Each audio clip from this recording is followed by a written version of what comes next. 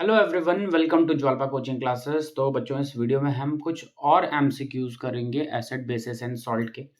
ठीक है, तो कुछ एमसीक्यूज इससे पहले वाले वीडियो में किए हैं और कुछ एमसीक्यूज इस वाले में करेंगे। ठीक है, तो चलो एक एक करके स्टार्ट करते हैं।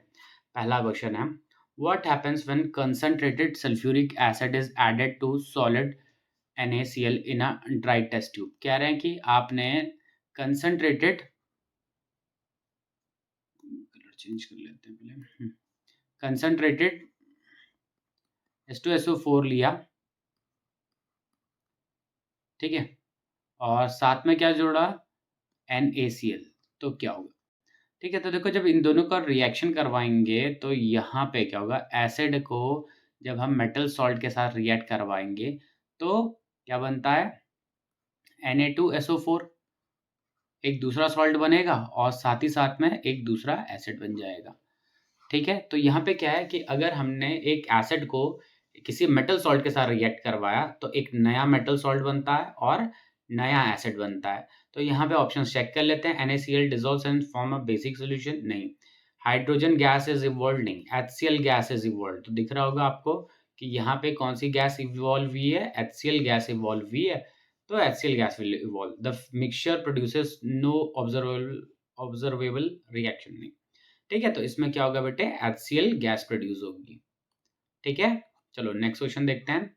विच of the following explain why hydrogen ions can not exist alone in aqua solution. कह रहा है कि इनमें से कौन सा स्टेटमेंट ये बताता है कि हाइड्रोजन आयन मतलब H+ आयन एक्वा सोल्यूशन में अलोन एग्जिस्ट क्यों नहीं करते। तो चेक करते हैं। Hydrogen ions are too reactive, hydrogen ions combines with water to form hydronium ion, hydrogen ions are neutralized by OH ions in water, hydrogen ions escapes from the solution। तो हमारा answer क्या है इसमें, hydrogen ion combines with water. ठीक है, hydrogen ion क्या करता है, वाटर के मॉलिक्यूल के साथ कंबाइन करके बना देता है क्या, H3O+। क्या बना देता है बेटे, H3O+। ये होता है आपका हाइड्रोनियम आयन। क्या बोलते हैं इसे, हाइड्रोनियम आयन बोलते हैं बेटे। इसे क्या बोलते हैं, हाइड्रोनियम आयन। ठीक है, चलो अगला क्वेश्चन देखते हैं। In the reaction, HCl plus H2O gives HO3 plus Cl minus. What does H3O plus represent? अभी बताया कि H3O plus क्या होता है बेटे, हाइड्रोनियम आयन। क्या होता है ये, हाइड्रोनियम आयन। तो ध्यान रखना, H3O plus क्या है, इसको कहते हैं हम हाइड्रोनियम आयन कहते हैं इसे। ठीक है, चलो अगला क्वेश्चन देखते हैं। What does the reaction NaOH gives Na plus और OH माइनस सिग्निफाइज। ठीक है, तो कह रहा है कि ये जो रिएक्शन है ये क्या चीज बता रही है, ये बता रहा है कि sodium hydroxide decomposes in water, sodium hydroxide ionizes completely in water, sodium hydroxide remains undissociated और sodium hydroxide does not produces any ion. तो ये तो गलत है, आयन्स तो बन रहे हैं। ये भी अनडिसोशिएटेड है, गलत है। अच्छा, अब जरा ध्यान से सुनना, यहाँ पे बच्चों को इन दोनों इक्वेशन में, इन दोनों स्टेटमेंट्स में कंफ्यूजन हो सकता है कि भैया कि NaOH है, जब ये वाटर में मिलाया गया तो Na+ और OH माइनस बन रहा है। तो कुछ बच्चे कहेंगे कि सर ये डिकम्पोज भी तो हो रहा है, और कुछ कहेंगे कि आयनाइज भी हो रहा है। हम लेकिन आंसर सेलेक्ट करेंगे ऑप्शन बी को। क्यों सेलेक्ट करेंगे, अब जरा ध्यान से सुनना। NaOH कैसा है, NaOH एक आयनिक कंपाउंड है। क्या है बेटे, एक आयनिक कंपाउंड। और आयनिक कंपाउंड आयनाइज होता है। क्या होता है बेटे, आयनिक कंपाउंड आयनाइज होता है। और कोवेलेंट कंपाउंड डिकम्पोज होता है। तो यहाँ पे टूट तो रहा है, NaOH Na+ और OH माइनस में टूट तो रहा है, लेकिन हो क्या रहा है इसका, आयनाइजेशन। क्योंकि इसमें क्या बन रहा है, ये आयंस में बन रहा है। ठीक है, तो क्या होगा, sodium hydroxide ionizes completely in water, decomposes. ध्यान रखना, कोवेलेंट कंपाउंड्स के लिए डिकम्पोज वर्ड यूज करते हैं हम। ठीक है, अगला क्वेश्चन क्या है, which of the following bases will ionize in water to form OH minus ion according to the passage. अच्छा, पैसेज से कोई रिलेटेड क्वेश्चन था, लेकिन डायरेक्टली हम इसमें क्वेश्चन कर सकते हैं। ये इसमें हमें वैसे पैसेज की जरूरत नहीं है इस वाले पार्ट में, लेकिन क्या है, कह रहा है कि इनमें से कौन सा बेस आयनाइज हो जा रहा है। तो पहले तो हमें सेलेक्ट करना पड़ेगा कि बेस कौन सा है। तो बेस, ये बेस है, ये सॉल्ट है, ये एसिड है, और ये बेस होता नहीं है। ठीक है, तो इसका तो आंसर क्या हो जाएगा, KOH। क्या होगा, KOH आयनाइज्ड हो जाएगा वाटर में जब रखेंगे इसे। ठीक है, चलो अगला क्वेश्चन है, what is the significance of the statement, what is the significance of the statement all acids generate H plus ions in water. देखो क्या कह रहा है कि इस स्टेटमेंट का क्या मतलब है कि सारे के सारे acids H plus ions generate करते हैं वाटर में। ठीक है, अब क्या क्या है, it shows that acids are strong electrolyte. देखो क्या कह रहे हैं कि ये एसिड्स जो हैं जब हम वाटर में डालते हैं तो H प्लस आयन जनरेट करते हैं। तो क्या ये बता रहा है कि भैया कि ये स्ट्रॉन्ग एसिड है? नहीं भैया, ये H प्लस आयन जनरेट कर रहा है तो ये चीज़ थोड़ा बता रहा है कि ये स्ट्रॉन्ग एसिड है। It indicates that all acids ionizes completely. तो ये क्या बता रहा है कि जैसे ही हमने एसिड्स को मिलाया वाटर में तो H प्लस आयन बने, तो ये बता रहा है कि जो एसिड है वो टूट जा रहा है, आयंस के फॉर्म में बन जा रहा है। तो ये क्या है, all acids ionizes completely in water. Acids होते तो हैं स्ट्रॉन्ग इलेक्ट्रोलाइट, लेकिन यहाँ पे जो ये हमारे पास जो गिवन क्वेश्चन है इस स्टेटमेंट में ये नहीं बताया जा रहा है कि भैया स्ट्रॉन्ग इलेक्ट्रोलाइट है। स्ट्रॉन्ग इलेक्ट्रोलाइट की बात तो तब होती जब उसमें करंट पास करवाया जाता। ठीक है, तो हमारा इसमें आंसर क्या होगा, हमारा आंसर होगा कि सारे के सारे एसिड्स वाटर में मिलाने पे कंप्लीटली आयनाइज हो जाते हैं।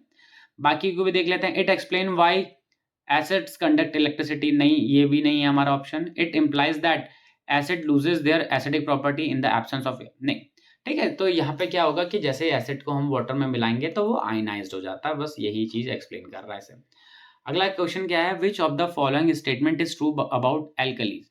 ठीक है, तो इनमें से कौन सा स्टेटमेंट एल्कली के लिए ट्रू है? क्या है, ऑल बेसिस आर एल्कली। नहीं, ऑल बेसिस एल्कली नहीं होते हैं। Only bases that dissolves in water are alkalis. खाली वही बेसिस जो वाटर में डिजोल्व होते हैं उन्हें हम एल्कली कहते हैं। हाँ जी। Alkali do not dissolve in water. नहीं होते हैं, कुछ डिजोल्व होते हैं। Alkalis are formed when. नहीं, ठीक है, तो क्या होगा कि कुछ बेसिस जो वाटर में डिजोल्व हो जाएंगे इनको क्या कहेंगे बेटे, हम इनको एल्कली। और सारे के सारे बेसिस एल्कली नहीं होते हैं। All alkalis are bases. क्या है बेटे, all alkalis are bases, but all bases are not alkali. ठीक है, तो सारे के सारे एल्कलीज बेसिस होते हैं, लेकिन सारे के सारे बेसिस एल्कली नहीं होते हैं, क्योंकि सारे के सारे बेसिस वाटर में डिसॉल्व नहीं होते हैं। अगला क्वेश्चन क्या है, what happens when the base such as MgOH is dissolved in water. ठीक है, देखो जब हम MgOH को वाटर में डिसॉल्व करेंगे तो क्या होगा, ये जैसे इसको इसमें वाटर में डिसॉल्व करेंगे तो क्या होगा, Mg2+ में और H- में टूट जाएगा तो क्या होगा, आयनाइज्ड होगा। तो देखते हैं, इट प्रोड्यूसेस हाइड्रोनियम आयन। नहीं, हाइड्रोनियम आयन नहीं बेटे। It produces hydroxide ion. It forms acidic solution. It neutralises other base. नहीं, ये न्यूट्रलाइज भी नहीं करता, एसिडिक सॉल्यूशन भी नहीं बनाता।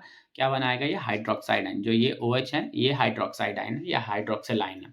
ठीक है, तो ये वाटर में डिसॉल्व करने पे क्या बनाता है बेटे, हाइड्रोक्साइड आयंस बनाता है। अगला है, in the neutralization H plus and in the neutralization H plus aqueous and OH minus aqueous gives H2O. What is the product of this reaction? तो सामने सामने दिख रहा है भैया, इस रिएक्शन का प्रोडक्ट क्या है, H2O है। तो इसमें तो बहुत ज्यादा कुछ सोचने की बात नहीं है इस क्वेश्चन में। ठीक है, नेक्स्ट क्वेश्चन क्या है, which property of acids and bases is being investigated when concentrated H2SO4 is added to water. कह रहे हैं कि कौन सी प्रॉपर्टी पता चलती है जब हम कंसनट्रेटेड H2SO4 को वाटर में मिलाते हैं, तो कौन सी प्रॉपर्टी पता चलती है, देयर रिएक्शन विद मेटल। नहीं, देयर आयनाइजेशन इन वाटर। हाँ जी, H2SO4 को जब वाटर में डालेंगे तो आयनाइज्ड होगा। तो कौन सी प्रॉपर्टी पता चल रही बेटे, there ionization in water. There heat conductivity. नहीं, देयर रिएक्शन विद कार्बोनेट्स। नहीं, ठीक है, तो अगर हमने H2SO4 को वाटर में मिलाया तो क्या होगा बेटे, क्या होगा, तो उस टाइम पे ये H2SO4 आयंस में बट जाएगा, ब्रेक हो जाएगा, आयंस में टूट जाएगा। ठीक है, तो ये क्या बता रहा है, ये प्रॉपर्टी बता रहा है कि अगर हम एसिड या बेसिस को अगर हम वाटर में मिलाते हैं तो वो आयंस में बढ़ जाता है, आयनाइजेशन होता है। ठीक है, अगला है, which gas is commonly produced when acid reacts with metal. ठीक है, तो देखो अगर हम एसिड को किसके साथ रिएक्ट करवा रहे हैं, मेटल के साथ रिएक्ट करा रहे हैं, तो बेटा क्या बनता है, सॉल्ट बनता है और साथ ही साथ में हाइड्रोजन गैस बनती है। क्या बनता है, सॉल्ट बनता है और हाइड्रोजन गैस बनता है। ठीक है, तो यहाँ पे क्वेश्चन में यही पूछ रहा है कि जब हम एसिड को मेटल के साथ मिलाएंगे तो क्या होगा, तो हाइड्रोजन गैस इवॉल्व होगी, हाइड्रोजन गैस निकलेगी। ठीक है, चलो अगला क्वेश्चन देखते हैं। विच ion is primarily responsible for the acidic nature of the solution. ठीक है, तो इनमें से कौन सा आयन एसिडिक नेचर को बताता है, तो भैया एसिडिक नेचर को कौन बताता है, H+। हमने पढ़ा था कि सारे के सारे एसिड्स में क्या कॉमन होता है, सारे के सारे एसिड्स में H+ कॉमन होता है भैया। ठीक है, तो कौन सा आयन बताता है, H+ बताता है एसिडिक बिहेवियर को, एसिडिक नेचर को। अगला क्वेश्चन है which of the following is correct interpretation of the behaviour of glucose and alcohol.